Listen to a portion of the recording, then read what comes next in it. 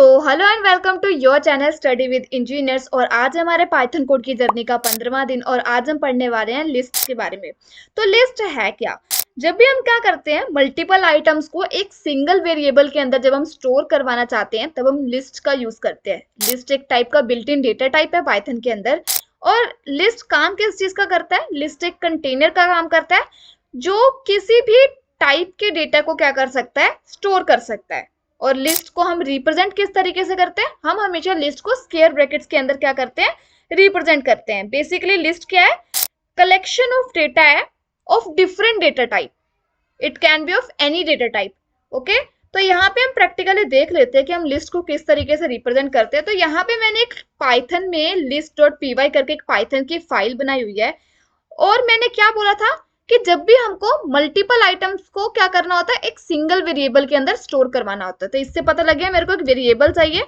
मैंने वेर नाम का एक वेरिएबल ले लिया। अब स्ट्रिंग को लिस्ट को रिप्रेजेंट कैसे करते हैं? हमेशा स्क्वायर ब्रैकेट के अंदर करते हैं। तो मैंने यहाँ पे एक स्क्वायर ब्रैकेट्स भी ले ली है। अब लिस्ट के अंदर क्या कर सकते हैं? डिफरेंट यानी मल्टीपल डेटा टाइप को, it can be of any data type को हम क्या कर सकते हैं, स्टोर कर सकते हैं एक स्क्वायर ब्रैकेट के अंदर। तो मेरे को क्या लेना है यहाँ पे? डिफरेंट टाइप के डेटा लेने हैं। तो मैंने पहले क्या ले लिया? मैंने इंटीजर ले लिया, मैंने फ्लोट ले लिया, मैंने एक स्ट्रिंग ले लिया, मैंने एक बूलियन वैल्यू ले ली और मैंने क्या किया, एक कॉम्प्लेक्स वैल्यू ले लेते हैं। ठीक है, तो मैंने एक कॉम्प्लेक्स वैल्यू ले ली। तो ये क्या बन गया? मेरा एक वेर नाम का एक लिस्ट बन गया। अगर आपको अभी भी विश्वास ना हो कि ये लिस्ट है तो इसका टाइप प्रिंट करके देख लेते हैं। प्रिंट द टाइप ऑफ हमारा वेरिएबल। ठीक है, इसको मैंने सेव किया, इसको मैंने रन किया, तो यहाँ पे मेरे पास कौन सी क्लास आ जाएगी? लिस्ट आ जाएगी। ठीक है, तो इस तरीके से हम पता चलेगा कि वेर नाम का एक लिस्ट हमारा बन चुका है, क्रिएट हो चुका है। अब यहाँ तक हमारी लिस्ट की बात खत्म हुई। अब हमने क्या करना है, जिस तरीके से स्ट्रिंग की हमने इंडेक्सिंग की थी उसी तरीके से हम लिस्ट की भी इंडेक्सिंग कर सकते हैं। ठीक है, अगर हमको एक सिंगल आइटम को क्या करना हो, एक्सेस करना हो किसी भी लिस्ट में से, तो हम क्या कर सकते हैं, इंडेक्सिंग का यूज करके हम क्या कर सकते हैं, आइटम को एक्सेस कर सकते हैं। ठीक है, तो अगर मेरे को इसका फर्स्ट आइटम इंटीजर वाला एक्सेस करना हो तो वो कौन से इंडेक्स पे मौजूद है? 0th इंडेक्स पे मौजूद है। तो मैंने सिर्फ क्या करना है, प्रिंट करना है क्या, मेरे वेरिएबल का 0th इंडेक्स। मैंने इसको क्या कर लिया, सेव करके मैंने इसको रन कर दिया। तो देखो मेरा क्या प्रिंट हो जाएगा, 23 प्रिंट होके आ गया। इस तरीके से हम बाकी को भी क्या कर सकते हैं, प्रिंट कर सकते हैं। तो यहाँ पे मैंने बाकी ले लिया है। ठीक है, अगर मैं इसको सेव करके क्या करूं, रन करूं, तो मेरे पास एक एक करके सारे आइटम क्या हो जाएंगे, लिस्ट के एक एक करके सारे आइटम मेरे पास क्या हो गए, प्रिंट हो गए। अब यहाँ पे देखो, मैंने जैसे बोला था कि मेरे पास आइटम कितने हैं, 0 1 2 3 4, 5 आइटम्स है, सिर्फ 4 तक इंडेक्स है। अगर मैं यहाँ पे क्या करूं, 5th वाला भी क्या करूं, एक्सेस करने की कोशिश करूं, तो मेरे पास क्या आ जाएगा, एरर आ जाएगा। ठीक है, कि list index out of range, कि मेरे पास जो 5th नंबर पे कोई आइटम ही नहीं है, कि list item out of range. तो ये हमको क्या दे देगा, एरर दे देगा, क्योंकि 5th इंडेक्स पे मेरा कोई आइटम ही नहीं है। तो इस तरीके से हम इंडेक्सिंग कर सकते हैं। जिस तरीके से हमने पॉजिटिव इंडेक्सिंग की है उस तरीके से हम नेगेटिव इंडेक्सिंग भी कर सकते हैं, जिस तरीके से हमने स्ट्रिंग में देखा था। तो अगर मैं इसको क्या करूं, इसको -1 लिखूं तो ऑब्वियसली मेरा लास्ट वाला प्रिंट होगा। -2 लिखूं तो मेरे सेकेंड लास्ट वाला प्रिंट होगा। -3 करूं तो मेरे थर्ड लास्ट वाला प्रिंट होगा। -4 करूं तो मेरे उससे पहले वाला प्रिंट होगा।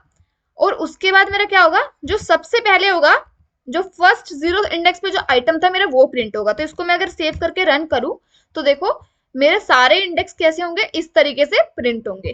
तो इस तरीके से हम क्या कर सकते हैं, नेगेटिव इंडेक्सिंग भी क्या कर सकते हैं किसी भी आइटम को, अगर हमको सिंगल क्या करना हो, एक्सेस करना हो। तो इतने हमने बात कर ली, इंडेक्सिंग की भी बात कर ली। अब लिस्ट की स्लाइसिंग भी हम कर सकते हैं। लिस्ट की स्लाइसिंग के पहले अपडेशन देख लेते हैं। जिस तरीके से हम क्या कर सकते थे, स्ट्रिंग में क्या होता था, हम क्या कर सकते थे, आइटम को अपडेट नहीं कर सकते थे, लेकिन हम लिस्ट में क्या कर सकते हैं, आइटम्स को अपडेट कर सकते हैं। अगर मैं बोलूं कि जो मेरे वेरिएबल का जो मेरा थर्ड आइटम है, थर्ड आइटम पे कौन है, 0 1 2 3 ट्रू है ना यहाँ पे। अगर मैं बोलूं कि जो मेरा थर्ड आइटम है वो मेरा फॉल्स है, ट्रू नहीं है जी, मेरा फॉल्स है, तो मैंने यहाँ पे कर दिया फॉल्स। और अब मैं क्या करूं, अपने वेरिएबल को प्रिंट करूं, अपने क्या करूं, लिस्ट को प्रिंट करूं, तो मेरे पास क्या प्रिंट हो जाएगा, जहां पे मेरा ट्रू लिखा था वहां पे अब मेरा क्या होगा, फॉल्स प्रिंट होगा।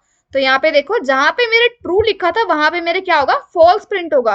तो एक चीज डिफरेंस पता लगा कि स्ट्रिंग में हम क्या कर सकते हैं, स्ट्रिंग में हम अपडेशन नहीं कर सकते लेकिन आइटम को एक्सेस कर सकते हैं।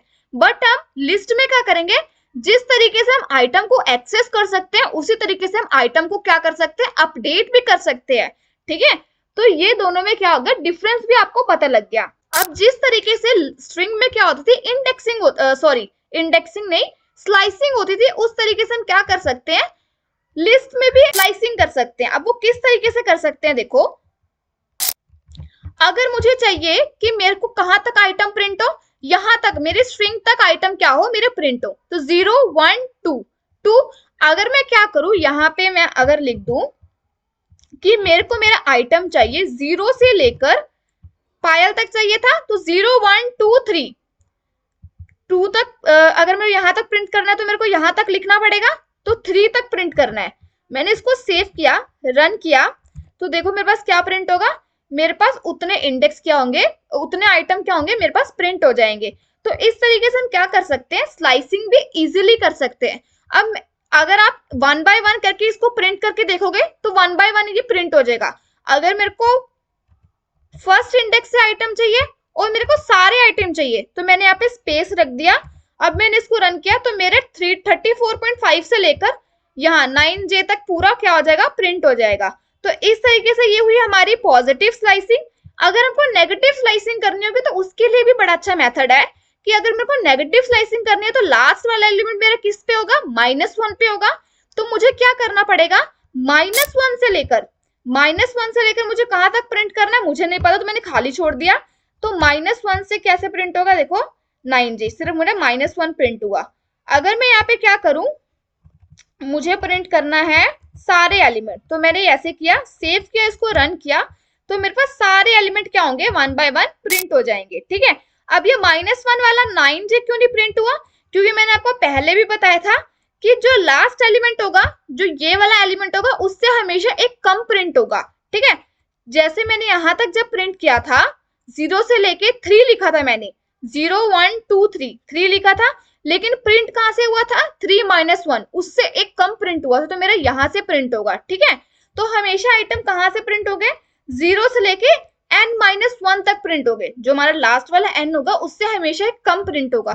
तो इस तरीके से हम क्या कर सकते हैं, नेगेटिव स्लाइसिंग भी कर सकते हैं लिस्ट की, सेम एज स्ट्रिंग। ठीक है, तो अगली वाली आने वाली वीडियो में हम क्या पढ़ेंगे, स्ट्रिंग के कुछ फंक्शंस के बारे में पढ़ेंगे जो कि बहुत ही मजेदार होते हैं। ठीक है, तो आज के लिए इतना ही, थैंक यू।